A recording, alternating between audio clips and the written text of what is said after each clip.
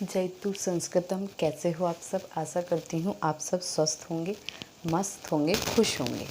चलिए, हमारा UP TGT Sanskrit का सिलेबस चल रहा है, रिवीजन चल रहा है। उसमें आज हम साहित्य में पढ़ेंगे अभिज्ञान शाकुंतलम। वैसे मैंने स्टार्ट कर ली है एक, इससे पहली वीडियो में मैं भूमिका आपको समझा चुकी हूँ।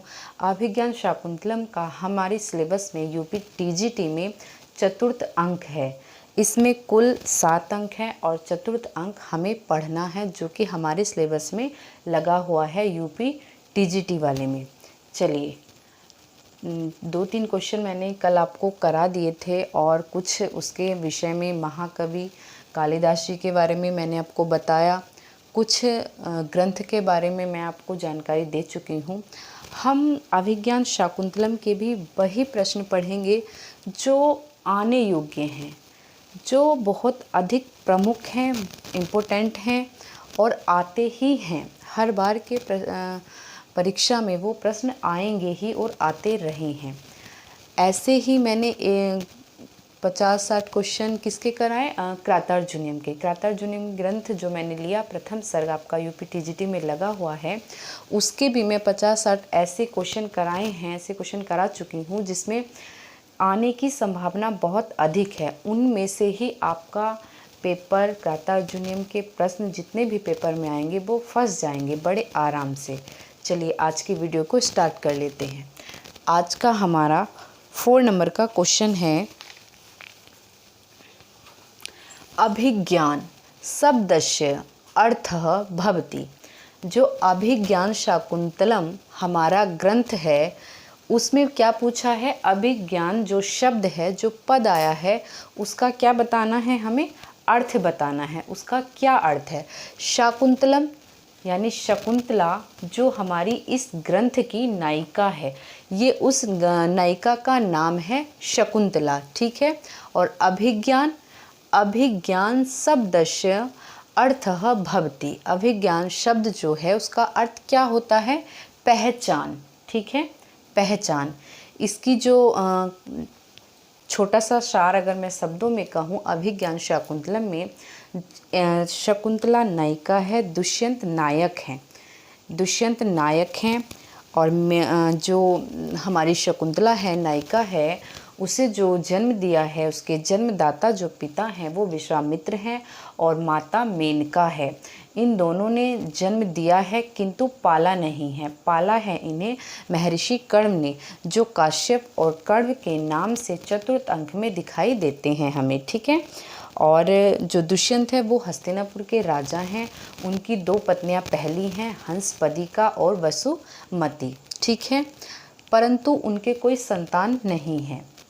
जब ये प्रथम अंक में आश्रम में आते हैं, शिकार पर निकलते हैं और शिकार खेलते खेलते आश्रम के समीप पहुंच जाते हैं, एक मृग का पीछा करते करते, तो ये आश्रम में प्रवेश कर जाते हैं। आश्रम में प्रथम अंक जो है हमारा आश्रम में प्रवेश का है, दूसरा आश्रम निवेश है, तीसरा मिलन है और चौथा विदाई है, 5वां प्रत्याख्यान है और 6ठा हमारा पश्चाताप अंक है और 7वां हमारा पुनर्मिलन, मिलन हो जाता है। चतुर्थ अंक में पहले में मिलते हैं, दूसरे में निवेश है, पहले में प्रवेश है, दूसरे में निवेश है और तीसरे में जब शकुंतला दुष्यंत को देखती है तो उनसे मिलन होता है और गंधर्व विवाह भी हो जाता है। जब गंधर्व विवाह करके दुष्यंत कुछ समय आश्रम में व्यतीत करता है, उसके पश्चात हस्तिनापुर चले जाते हैं। सम्राट जो राजा हैं दुष्यंत, वो शकुंतला को छोड़कर चले जाते हैं। अब एक अंगूठी, अपना स्वयं का नाम अंकित अंगूठी शकुंतला को दे जाते हैं। चतुर्थ अंक में जब विदाई होती है, चतुर्थ अंक में विदाई के जब विदाई कर देते हैं महर्षि कर्ण, शारंगरव और शार्दूल और गौतमी को उनके साथ भेजते हैं हस्तिनापुर। सची तीर्थ में जब सची तीर्थ पड़ता है रास्ते में, मार्ग में, तो शकुंतला की जो अंगूठी शकुंतला को दी गई थी दुष्यंत के द्वारा, वो खो जाती है, वो खो जाती है। और जो उससे पहले जब स्टार्ट होता है चतुर्थ अंक, तो उसमें जो दुर्वासा महर्षि हैं उन्होंने शकुंतला को श्राप दिया। उन्होंने जो श्राप दिया था कि मुझ जैसे तपस्वी को आप नहीं पहचान रहे हो, किसकी ध्यान में मगन हो, जिसके ध्यान में तुम मगन हो वो तुम्हें उसकी जैसे पागल कोई व्यक्ति पहले कही हुई बात को भूल जाता है, वह आपको उसी तरह भूल जाएगा, वह तुझे इसी तरह भूल जाएगा। जो श्राप था दुर्वासा ऋषि का, तो वो श्राप किसने, जब प्रियमदा दुर्वासा से विनती करती हैं, उन्हें मनाती हैं, उनसे मिन्नतें विनती करके श्राप का तोड़ निकालती हैं, जब तो वो श्राप तो दे दिया, श्राप तो अब निष्फल नहीं होगा, किंतु वो बताते हैं कि श्राप तो वापस नहीं होगा, जो मेरे शब्द हैं, वो जो मैं बोल चुका हूँ वो तो सिद्ध हो चुके हैं। तो प्रियमदा पूछती है फिर इसका क्या निवारण है। प्रियमदा को ही दुर्वासा बताते हैं, दुर्वासा महर्षि जो हैं वो बताते हैं कि अगर उस व्यक्ति की कोई ऐसा चिन्ह, ऐसी पहचान हो, उसे वो दिखाएगी तो वो उसे याद आ जाएगा, स्मरण हो जाएगा। तो प्रियमदा कहती है कि वो अपने पति के ध्यान में ही मग्न थी, तो वो अपने पति को अंगूठी दिखाएगी। अंगूठी ही थी शकुंतला के पास, दुष्यंत की जो निशानी थी वो अंगूठी थी, अंगूठी को दिखाएगी तो उसे सब कुछ याद आ जाएगा। किंतु जब वो विदाई करके आश्रम से हस्तिनापुर जाती है तो वो अंगूठी गिर जाती है। शकुंतला और अनसुया को ही ये श्राप का वृत्तांत पता होता है, शकुंतला को नहीं पता होता, वो उसे नहीं बताती हैं। जब शकुंतला को नहीं पता होता तो उसे ये भी नहीं पता होता कि अंगूठी गिर गई है तो अंगूठी की वजह से दुष्यंत मुझे भूल जाएगा, ऐसा उसे नहीं पता होता। किसको? शकुंतला को। श्राप वाली जो बात होती है वो केवल अनसुया और प्रियमदा, जो शकुंतला की प्रिय सखी हैं, केवल उन्हीं को पता होता है। ठीक है, तो अभिज्ञान पूरी जो मेन है इसमें श्राप ने तो भूमिका निभा दी सारी। मूल जो हुआ, कथानक जो हुआ, वो एक श्राप से सारा चेंज हो गया। अंगूठी गिर गई, अंगूठी नहीं मिली तो दुष्यंत भूल जाता है, अंगूठी मिल जाती है, दुष्यंत को फिर से याद आ जाती है कि शकुंतला मेरी पत्नी है, मैंने शकुंतला से गंधर्व विवाह किया है, गांधर्व विवाह शकुंतला से मैंने किया है। और शकुंतला को पुत्र भी प्राप्त होता है, पुत्र को भी शकुंतला जन्म देती है जो दुष्यंत का ही पुत्र होता है। तो अभिज्ञान यानी पहचान, और अंगूठी थी दुष्यंत की शकुंतला के पास। ठीक है, तो अभिज्ञान शब्द से अर्थ भवती पहचान। ठीक है, छोटा सा करके मैंने आपको मोटा मोटा सारांश भी इसका बता दिया है। ठीक है, और मैंने 7 अंकों के नाम भी आपको बता दिए हैं। ठीक है, आप चाहे तो नोट डाउन कर लीजिए। पहले अंक का नाम है आश्रम प्रवेश, दूसरे का आश्रम निवेश, और तीसरे का है मिलन, चौथे का है विदाई, और 5वें का है प्रतिख्यान, और 6ठ अंक है हमारा पश्चाताप का। 6ठ अंक में पता चल जाता है उसको, दुष्यंत को, कि अंगूठी मिल जाती है, अंगूठी को देख के उसे याद आ जाता है तो वो पश्चाताप करता है।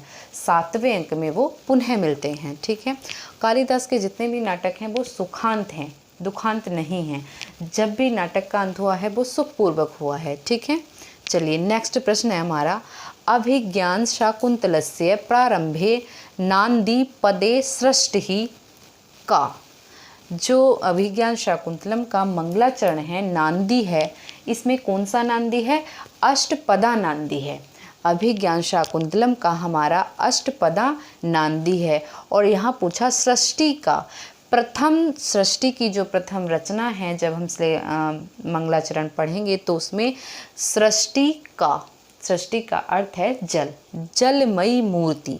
किसकी? शिव की जलमयी मूर्ति को मैं नमस्कार करता हूँ। कौन कहते हैं? कालिदास जी। दुष्यन्तस्य मनसः स्थिति ज्ञातुम मेनकया का प्रेषिता। अब दुष्यंत के मन की स्थिति ज्ञातुम जानने के लिए मेनका के द्वारा का प्रेषित, मेनका के द्वारा किसे भेजा गया? का प्रेषित माने भेजना, मेनकया तृतीया विभक्ति, के द्वारा, मेनका के द्वारा किसको भेजा गया? क्या करने के लिए? दुष्यंत के मन की स्थिति जानने के लिए। किसको भेजा? मेनका ने। मेनका ने ही क्यों भेजा? क्योंकि मेनका शकुंतला की माता हैं, जन्मदात्री माता कौन है? मेनका हैं, ठीक है। और मेनका की जो सहेली है, मेनका की जो सखी है वो शानुमती है। शानुमती मेनका की सहेली है, तो वो अपनी सहेली शानुमती को पृथ्वी पर भेजती हैं। मेनका अप्सरा है जो स्वर्ग की है, मेनका अप्सरा है स्वर्ग की। ये मेनका विश्वामित्र की तपस्या भंग करने के लिए इंद्र के द्वारा भेजी जाती हैं पृथ्वी पर, ठीक है। चलिए, तो मेनका को तो वापस जाना पड़ता है स्वर्ग, तो मेनका तो अप्सरा है और मेनका की सहेली ही शानुमती है, किंतु वो एक माता भी है। जब वो माता है तो वो अपनी पुत्री शकुंतला को जब दुख में देखती हैं तो वो उनके दुष्यंत के लिए कि दुष्यंत ने क्यों त्याग दिया, मन में क्या है, ये सब बातें जानना चाहती हैं, तो अपनी सखी को शानुमती को भेजती हैं, ठीक है। दुष्यंत के मन की स्थिति कौन जानती है? शानुमती। ये कौन से अंक की घटना है? ये षष्ठम अंक की घटना है। शानुमती किस अंक में आती हैं? षष्ठम अंक में, ठीक है। चलिए, अगला है हमारा एकस्मिन् प्रसिद्धे नाटके मधुरिका अस्ति। किस प्रसिद्ध नाटक में मधुरिका है? किस प्रसिद्ध नाटक में? प्रसिद्ध नाटक कौन सा है हमारा? अभिज्ञान शाकुंतलम। अभिज्ञान शाकुंतलम सभी नाटकों में प्रसिद्ध नाटक है कालिदास जी का। तो मधुरी का जो एक पात्र है वो पात्र क्या है अभिज्ञान शाकुंतलम में? दुष्यंत की परिचायिका, दुष्यंतस्य परिचायिका अस्ति, ठीक है। तो एक प्रसिद्ध नाटक में मधुरिका है क्या? दुष्यंत की परिचायिका। मधुरिका एक पात्र है, अभिज्ञान शाकुंतल की एक महिला पात्र है जो परिचायिका है किसकी? दुष्यंत की।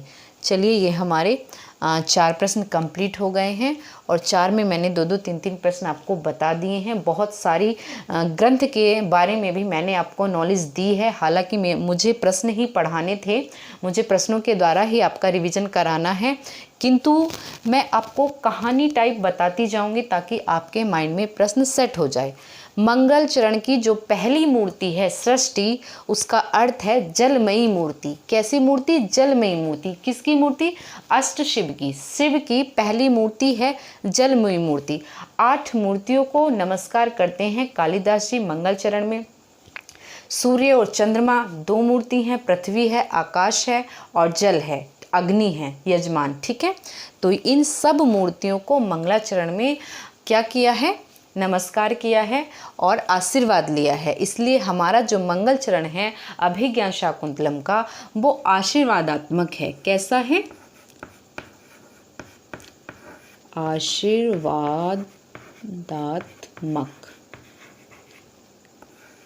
आशीर्वादात्मक मंगलाचरण है। और छंद कौन सी है? इन चारों लाइनों में छंद है स्तग्धरा। स्तग्धरा में कितने वर्ण होते हैं? 21, ठीक। और पद कितने हैं? अष्टपद, ठीक है। अष्टपदी नांदी है, अष्टपदी नांदी कैसा है? अष्टपदी। नांदी का प्रकार कैसा है? आशीर्वादात्मक। छंद कौन सा है? स्तग्धरा, ठीक है। एक प्रश्न से हमने 3 प्रश्न इसमें बना लिए हैं, ठीक है। और ये हमारा 2 प्रश्न इसमें बन गए हैं कि पहला मेनका का प्रेषिता, मेनका ने किसे भेजा? शानुमती को। मेनका और शानुमती का संबंध क्या है? वो सखी हैं। और किस अंक में भेजती हैं? षष्ठम अंक में। किसके मन की स्थिति जानने के लिए? दुष्यंत के। एकस्मिन् प्रसिद्धे नाटक, प्रसिद्ध नाटक कौन है? पहला प्रश्न अभिज्ञान शाकुंतलम। उस प्रसिद्ध नाटक की जो मधुरिका पात्र है वो क्या है? वो परिचायिका है। किसकी परिचायिका है? दुष्यंत की। चलिए, ठीक है, हमारे ये 4 प्रश्न कंप्लीट हो गए। अब हम अगले देख लेते हैं। चलिए, अगले क्वेश्चन है हमारे 8 नंबर का क्वेश्चन है, करभक कस्य ग्रंथस्य पात्रम। जो करभक नाम है, करभक नाम का एक पात्र है, वो किस ग्रंथ में है? करभक दुष्यंत का ही एक परिचायक है, किसका? दुष्यंत का। और किस ग्रंथ में है? अभिज्ञान शाकुंतलम। ये अभिज्ञान मैंने शॉर्ट में लिखा है, ठीक है। अभिज्ञान शाकुंतलम ग्रंथ का नाम बहुत लंबा है, इसलिए मैं ये शॉर्ट में ही लिखती चलूँगी, ठीक है। करभग कस्य ग्रंथस्य पात्रमस्ति? अभिज्ञान शाकुंतलम। और ये किसका पात्र है? ये दुष्यंत का परिचायक है, ठीक है। करभग, मधुरिका, ये सब जो नाम हैं मैंने आपको मधुरिका बताया, और करभग, सोमरात, ये सब पुरोहित हैं, कांचुकी हैं, ये सब किसके हैं? अभिज्ञान शाकुंतलम के पात्र हैं और दुष्यंत के, ठीक है। अभिज्ञान ययाते कस्य पुत्रस्य नाम उल्लिखितम। जो अभिज्ञान शाकुंतलम ग्रंथ है उसमें ययाति के एक ययाति हैं, उनका नाम उल्लेख हुआ है। वो दुष्यंत के पूर्वज हैं। दुष्यंत के क्या हैं? पूर्वज हैं, ठीक है। दुष्यंत बताना है हमें। जो ययाति है, एक राजा ययाति हैं दुष्यंत के पूर्वजों में। उनकी 2 पत्नी थी। पहली पत्नी थी देवयानी, जो विवाहिता पत्नी थी। जो विवाहिता पत्नी देवयानी थी वो शुक्राचार्य की पुत्री थी। और दानवराज विशर्वा की जो पुत्री थी, राजा विशर्वा जो राजा थे, दानवराज विशर्वा जो राजा थे, उनकी पुत्री थी शर्मिष्ठा। और देवयानी थी शुक्राचार्य की।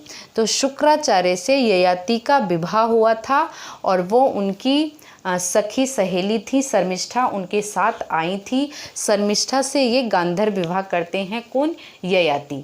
तो ये दुष्यंत के क्या हैं? पूर्वज हैं। तो दुष्यंत के पूर्वज जो हैं शर्मिष्ठा से, उनके एक पुत्र उत्पन्न हुआ, पुरु। पुरु नाम था उसका। क्या नाम था? पुरु। तो पुरु जो एक चौथा श्लोक आता है हमारा अभिज्ञान शाकुंतलम में, अभिज्ञान शाकुंतलम में 7वें नंबर का एक श्लोक आता है, ययाते रिव शर्मिष्ठा भर्तुर्बहुमता भव सुतम तम अपि साम्राज्यम सेव पुरुवानुहि।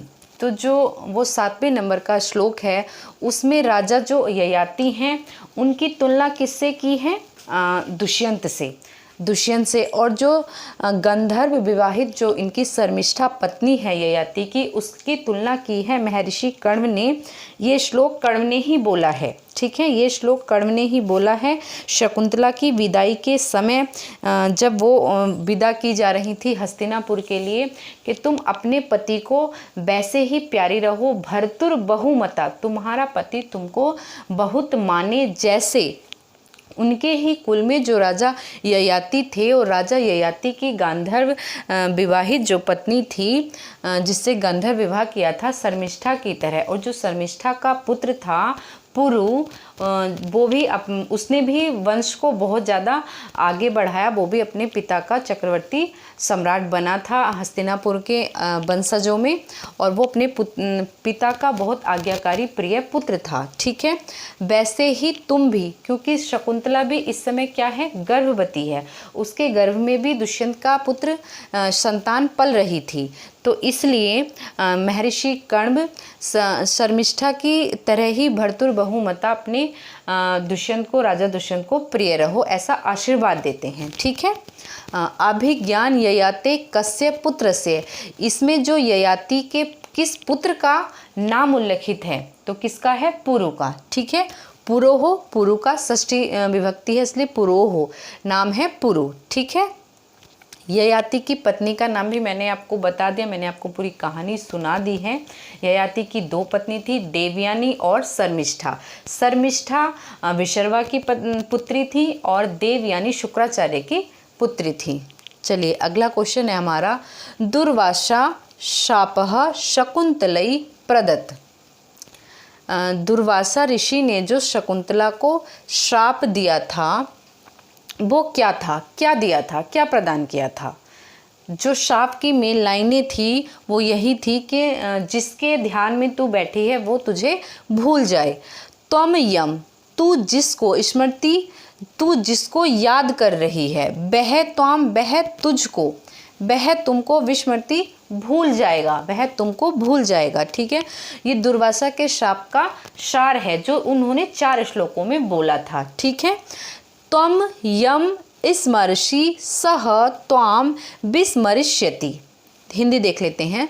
त्वम तुम, यम जिसको, स्मर्षि स्मरण कर रही हो या याद कर रही हो, सह वह, त्वाम तुमको, विस्मृति तुमको भूल जाएगा, विस्मृति भूल जाएगा। तो ऐसा किसने कहा था? दुर्वासा ने। इसको हम पलटकर भी याद कर सकते हैं। अगर ये लाइन आएगी त्वम यम स्मर्षि सह त्वाम विस्मर्ष्यति, अगर ये लाइन देकर पूछा जाएगा कि ऐसा किसने कहा, तो दुर्वासा ने। या ये किसकी मूल लाइनें हैं शाप की, जो शाप महर्षि दुर्वासा जी ने दिया था। अगला क्वेश्चन है, कस्य आग्रह कारणात् शकुंतलां प्रति दत्ते शापे लघुता आगतः।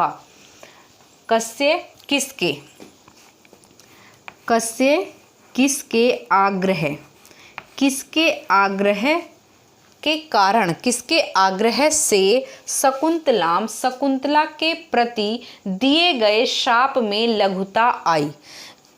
जब महर्षि दुर्वासा जी श्राप देकर चल दिए, जब वो चल दिए तो अनसुईया ने देखा कि कोई व्यक्ति बड़ी तेज दुर्वाद्य गति से चला जा रहा है, कोई तो है। वो श्राप की लाइनें भी सुन लेती हैं परंतु वो देख नहीं पाती कि वह व्यक्ति है कौन। तो अनसुईया क्या करती हैं? अनसुईया जल्दी से प्रियमदा को बोलती हैं। प्रियमदा, प्रियमदा का नाम का ही जो अर्थ है वह है मीठा बोलने वाली, प्रिय बोलने वाली, अच्छा बोलने वाली। प्रियमवदा, प्रियमवदा प्रिय बोलने वाली। तो अनसुईया क्या करती है? प्रियमदा को दुर्वासा जी के पीछे भेजती है। जब वो भेजती है कि मैं उनके चरण धोने के लिए जल आदि की व्यवस्था करती हूँ और तुम इन महर्षि को लौटा कर ले आओ जो शकुंतला को इतना कठिन श्राप देकर बड़ी तीव्र गति से जा रहे हैं। तो अनसुईया क्या करती हैं? सामग्री एकत्रित करती हैं, पैर चरण धोने के इत्यादि की सामग्री को वो व्यवस्थित करने के लिए जाती है। और प्रियमदा क्या करती है? दुर्वासा जी के पीछे जाती है उन्हें लौटाने के लिए, किंतु दुर्वासा जी लौट कर आते नहीं हैं। शकुंतला को जो शाप दिया था दुर्वासा जी ने, वो मतलब प्रियमदा के कहने पर भी लौट कर नहीं आते। वो 1000 मिन्नतें करती है, बातें करती है, उन्हें किसी तरह मना लेती है, फिर भी वो आने के लिए मना कर देते हैं। वो शाप का तोड़ बताते हैं। वो शाप का जब तोड़ बताते हैं वो कहते हैं कि कोई भी अभिज्ञान अगर उनके शकुंतला के पास है, वो दिखाएगी अपने पति को तो उसे याद आ जाएगी, सारा पिछला वृत्तांत स्मरण हो जाएगा। तो जो लघुता थी, जो शाप को कम किया था, वो किसके आग्रह पर किया था दुर्वासा जी ने? प्रियमदा के। ठीक है, ये जो मैंने आपको कहानी सुनाई ये आपको याद रहेगी। ठीक है, तो कस्य आग्रह कारणात् शकुंतलां प्रति दत्ते शापे लघुता आगतः। किसके कारण आई? प्रियमदा के। ठीक है, क्योंकि प्रियमदा ही दुर्वासा जी को लौटाने के लिए उनके पीछे पीछे गई थी। दुर्वासा जी ने जो लघुता वाली बातें कहीं, जो लघुता वाली पंक्तियां कहीं, वो प्रियमदा से कहीं। ठीक है, एक बार फिर से देख लेते हैं। करभग क्या है? अभिज्ञान शाकुंतलम का दुष्यंत का परिचायक है। अभिज्ञान शाकुंतलम का पात्र है और परिचायक या सेवक किसका है? दुष्यंत का। ठीक, तो क्वेश्चन तैयार। अभिज्ञान शाकुंतलम में ययाते कस्य पुत्र से, ययाति के पुत्र का कौन सा नाम उल्लेखित है? पुरु। दुर्वासा शाप शकुंतलई प्रदत्त। दुर्वासा जी ने जो शकुंतला को श्राप दिया वह क्या है? त्वम यम स्मर्षि स त्वाम विस्मरिष्यति। जिसको तुम याद कर रही हो वह तुम्हें भूल जाएगा। कस्य आग्रह कारणात् शकुंतलां प्रति दत्ते शापे लघुता आगता। प्रियमदा, प्रियमदायाः, प्रियमदा के कारण। चलिए ठीक है, और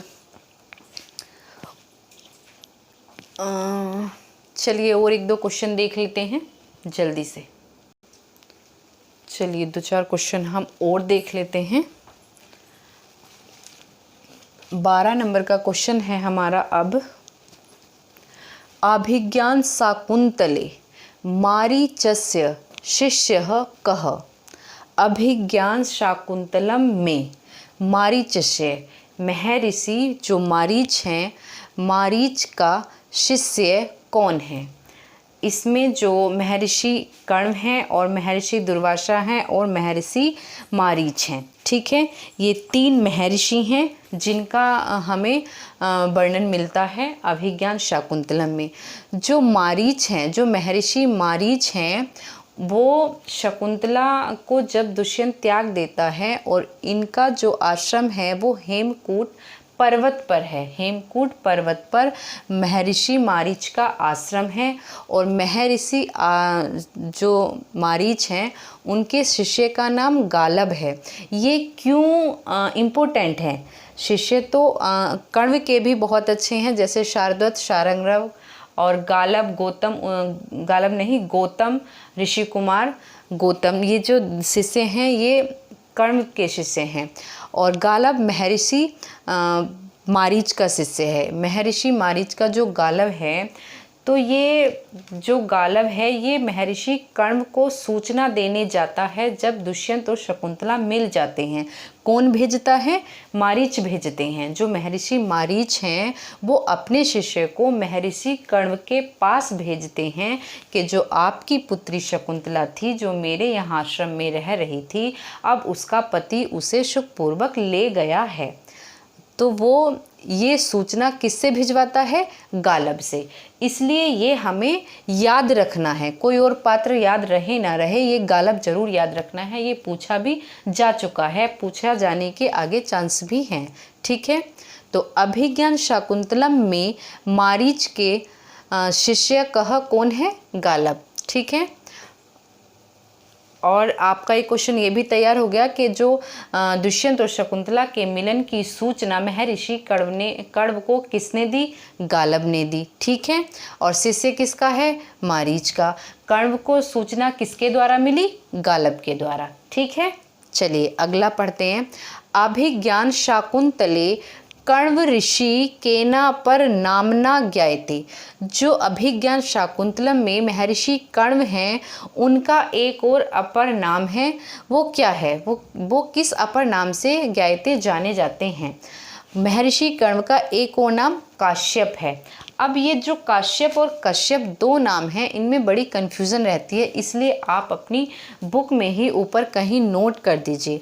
मारीच को क्या कहते हैं? मारीच जी का जो अपर नाम है वो है कश्यप। कश्यप।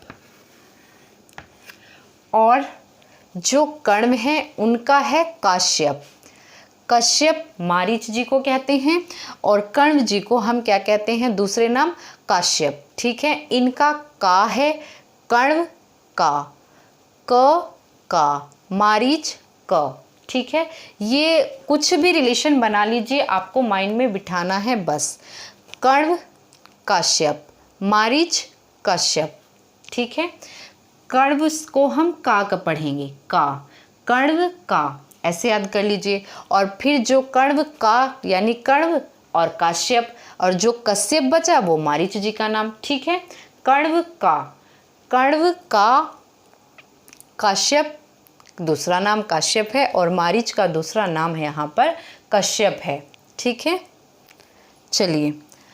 कस्मिन् स्थाने शकुंतलया अंगुलीयकम पतितम।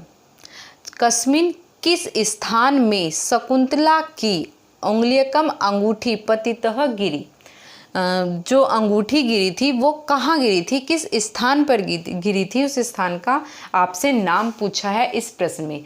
कस्मिन् स्थाने सची तीर्थे। कहाँ गिरी? सची तीर्थे। जब चतुर्थ अंक में शकुंतला हस्तिनापुर के लिए विदा की गई तब सची तीर्थ में, सची तीर्थ मार्ग में पड़ा तो उस सची तीर्थ में उनकी अंगूठी गिरी। जब दुष्यंत कहाँ आया था? आश्रम में आया था। जब महर्षि कण्व के आश्रम में दुष्यंत आए थे तो राजा दुष्यंत के आने के समय वहाँ कण्व नहीं थे। कण्व केवल चतुर्थ अंक में ही दिखाई देते हैं पूरे अभिज्ञान शाकुंतलम ग्रंथ में। तो जब वहाँ दुष्यंत आए आश्रम में तो कण्व कहाँ गए थे? कौन से तीर्थ गए थे? सोम तीर्थ। ठीक है, तो कण्व जाते हैं सोम तीर्थ और अंगूठी गिरती है सची तीर्थ। ये दो अलग अलग क्वेश्चन हैं जो आपको याद रखने हैं। दो तीर्थों का जो उल्लेख है वो अभिज्ञान शाकुंतलम में है। एक सची तीर्थ है और एक सोम तीर्थ है। सची तीर्थ में शकुंतला की अंगूठी गिरती है और सोम तीर्थ को यात्रा पर कौन जाते हैं? कण्व, महर्षि कण्व। ठीक है, किस समय जाते हैं? जब दुष्यंत आश्रम में प्रवेश करते हैं। तेजोद्वयस्य युगपद व्यवसनो उदयाभ्याम लोको। यहाँ हमें रिक्त स्थान बताना है। एवात्म दशा अंतरेषु क्या आएगा? यहाँ पर क्या आएगा? ये हमारा चौथे अंक का दूसरे नंबर का श्लोक है। कल एक मैंने आपको बताया था महर्षि दुर्वासा का जो था, विचितयन्ति यमन्य मानसा तपोधनम अहम वेत्सि। तो जो पहला श्लोक था वो दुर्वासा ने बोला था और ये जो दूसरा श्लोक है ये कण्व के शिष्य बोलते हैं। जो हमारे महर्षि कण्व हैं उनके शिष्य बोलते हैं। ये 4 लाइनें हैं। ये लास्ट की 2 लाइनें दी हैं, 2 लाइनें और हैं। तो इसका शुरू कैसे होता है? या तेक तो अस्त शिखरम पतिरोषधीनानाम, या तेक तोत शिखरम पतिरोषधीनानाम, आविष्कृतो अरुणपुरशरः एकतो अर्कः, तेजोद्वयस्य युगपद् व्यसनोदयाभ्याम लोको नियम्य एवात्मदशा अंतरेषु। ये है बसंत तिलिका छंद में। इसके जो वक्ता हैं वो हैं ऋषि कुमार। ठीक है, और ये है उक्ता वसंत तिलिका तब जा जगोगह छंद है। ठीक है, इसमें कौन सी छंद है? उक्ता वसंत तिलिका। या तेक तो अस्त शिखरम पतिरोषधीनानाम, आवष्कृतो अस्य अरुणपुर एक तो अर्कः दजो, तेजोद्वयस्य युगपद् व्यसनोदयाभ्याम लोको नियम्यत् एवात्मदशा अंतरेषु, उक्ता वसंत तिलका तब जा जगोगः। ये उक्ता वसंत तिलिका यानी वसंत तिलिका छंद में है, जिसमें 14 वर्ण होते हैं। कितनी मात्राएं वर्ण होते हैं? 14 वर्ण होते हैं। इसके वक्ता कौन है? शिष्य, कण्व के शिष्य। जो कण्व हैं वो सोम तीर्थ से आ चुके हैं और वो कुटिया में हैं, और कुटिया में पहले समय देखने के लिए घड़ी तो होती नहीं थी। बेला का समय का पता लगाने के लिए महर्षि कण्व ने अपने ऋषि कुमार, अपने शिष्य को भेजा कि जाओ कुटिया से बाहर जाओ और देखो क्या समय हो रहा है, इस समय क्या समय है। तो वो तब ये श्लोक बोलते हैं और ऋषि कुमार कहते हैं कि यातेक तो अस्त, एक तो अस्त हो रहा है और एक निकल रहा है, उदय हो रहा है। कौन? जो चंद्रमा है, जो चंद्रमा है वो अस्ताचल है, जो चंद्रमा है वो अस्त हो रहा है। और जो दूसरे हैं अरुण की हिंदी लगाएंगे सूर्य। जो सूर्य देवता हैं वो लालिमा लिए हुए हैं, अरुण यानी वो लाल लालिमा लिए हुए हैं और उदय हो रहे हैं। तेजोद्वय से, जो दो तेज हैं, इस सृष्टि के 2 तेज कौन हैं? सूर्य और चंद्रमा। चंद्रमा तो अस्ताचल पर हैं और सूर्य उदय हो रहे हैं। ये जो दोनों की एवात्म दशा अंतरेषु, ये जो दोनों की दशाएं हैं, ये जो दोनों का स्थिति काल है, वो संसार को क्या सीख दे रहा है, क्या कैसी स्थिति का मतलब किस स्थिति को वो बता रहा है। ठीक है, इससे मतलब एक अस्त हो रहा है, एक उदय हो रहा है। एवात्म दशा अंतरेषु, इन दोनों की दशा से संसार को एक उपदेश दिया जा रहा है। तो इस श्लोक में जो अस्ताचल पर चंद्रमा है और उदय पर कौन है? तेजोदयम युगपद, युगपद यानी 2, व्यसन और उदयभ्याम। व्यसन यानी छिप रहा है, चंद्रमा छिप रहा है और सूर्य निकल रहा है। ये अपनी अपनी दशा में क्या है, नियंत्रित हैं और नियंत्रित होने का संदेश दे रहे हैं संसार को। इसमें छंद कौन सी हो गई, वसंत तिलिका। और इसमें यहाँ क्या आएगा, नियम्यतम, नियम्यत, नियम्यत यहाँ पर हम भरेंगे। लोको नियमत इवात्म दशा अंतरेशु, अपनी दशा का क्या कर रहे हैं, बता रहे हैं, नियंत्रित। ठीक है, नियम यत यहाँ पर आ जाएगा, नियम यत। अब इस पद में कौन सा अलंकार है, इवात्म दशा अंतरेशु, ये क्रिया है, तो यहाँ पर हमारा अलंकार होगा उत्प्रेक्षा। ठीक है, उत्प्रेक्षा। और ये श्लोक है हमारा दूसरे नंबर का, चतुर्थ अंक में दूसरे नंबर का श्लोक। पहला श्लोक मैं आपको कल करा चुकी हूँ, विचिंतयन्ति यवन्यमानसा। ठीक है, जो किसने बोला था, महर्षि दुर्वासा ने बोला था। तेजोद्वयस्य में उत्प्रेक्षा अलंकार है और छंद हमारी बसंत तिलिका, जिसमें कितने वर्ण होते हैं, 14 वर्ण होते हैं। आज का ये वीडियो हमारी कंप्लीट हो गई, सारे क्वेश्चन आज के हमारे 15 क्वेश्चन हो गए हैं। अभिज्ञान मारीचस्य, अभिज्ञान शाकुंतले, मारीचस्य शिष्यक है गालब। ठीक है, और मारीच का दूसरा नाम कश्यप, कण्व का दूसरा नाम काश्यप।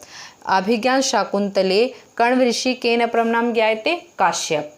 और मारीच ऋषि को किस नाम से जाना जाता है, कश्यप। कश्यप नाम से हम जानेंगे महर्षि मारीच को और कण्व को जानेंगे हम काश्यप नाम से। ठीक है, कस्मिन स्थाने शकुंतलया उंगलीयकम पतितम, उनकी शकुंतला की जो अंगूठी थी वो कौन से किस स्थान पर गिरी थी, वो सची तीर्थ में गिरी थी।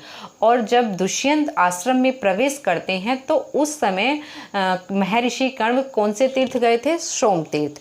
सोम तीर्थ जाते हैं कण्व और अंगूठी गिरती है सची तीर्थ में। ठीक है, तेजोद्वयस्य युगपद व्यसनोदयाभ्याम लोको नियमित। ठीक, इवात्म दशा अंतरेशु, यहाँ क्या आएगा, नियम्यत। छंद कौन सी है, वसंत तिलिका। इसका वक्ता कौन है, ऋषि कुमार। इवात्म दशा अंतरेशु पद में कौन सा अलंकार है, उत्प्रेक्षा अलंकार। चलिए, आज हमारे 15 क्वेश्चन कंप्लीट हो गए हैं। कल 2-3 क्वेश्चन कराए थे, बाकी के आज हो गए हैं 15 क्वेश्चन। अच्छे से पढ़िए, 1 से 2 बार वीडियो को पढ़िए। वीडियो पसंद आए तो लाइक करिए। ऐसे ही क्वेश्चन आगे पढ़ने के लिए, इन अच्छे अच्छे क्वेश्चनों का रिवीजन करने के लिए मेरे चैनल को सब्सक्राइब करके रखिए, ताकि आपको एक ही स्थान पर सारी वीडियो मिल सकें। अगली वीडियो के लिए और अगले ऐसे ही अच्छे से प्रश्नों के लिए, इसी तरह के जब हम 1 से 4 प्रश्न बनाते हैं तो, और दूसरा मैं आपको कहानी टाइप पढ़ा रही हूँ तो आपको वो माइंड में जल्दी से बैठेगा। ऐसी वीडियो देखने के लिए मेरे चैनल को सब्सक्राइब करके रखिए। एक तरफ मैं साहित्य का रिवीजन करा रही हूँ और दूसरी साइड, दूसरी वीडियो में मैं आपको व्याकरण पढ़ाती हूँ, जिसमें हमारे सूत्र व्याख्या चल रहे हैं। जब तक पेपर होगा तब तक शायद, पक्का कंफर्म तो नहीं कह सकती, हम 3 से 4 ग्रंथों का रिवीजन कर लेंगे। अगर पेपर में और डिले हुआ तो हम सभी ग्रंथों का रिवीजन जल्दी जल्दी फास्टली कर लेंगे। वैसे भी हमारा एक ग्रंथ कंप्लीट हो चुका है रिवीजन, क्रातार्जुनीयम का। अब हमारा अभिज्ञान शाकुंतलम चला है, फिर मेघदूत लेंगे और फिर हम कादम्बरी और शिवराज विजयम, ऐसे एक एक करके सारे ग्रंथों को पढ़ेंगे। अगर फिर भी टाइम बचा तो हम दोबारा पढ़ेंगे। ठीक है, अर्थ पढ़ेंगे। अभी तो फिलहाल समय, पेपर का तो कोई निश्चित तारीख नहीं है, निश्चित टाइम नहीं है, फिर भी हम तब तक अपना धीमे से अध्ययन जारी रखेंगे, रिवीजन जारी रखेंगे, ताकि हमारे माइंड से स्लिप ना हो। रिवीजन करते रहिए, यहाँ पढ़िए, कहीं भी पढ़िए, आपको रिवीजन करना चाहिए, रिवीजन करते रहना चाहिए, ताकि आपके दिमाग से ये निकले ना। ठीक है, चाहे पेपर कभी भी हो, पढ़ते रहिए, पढ़ाते रहिए। चलिए, अगली वीडियो के लिए, तब तक के लिए जयतु संस्कृतम।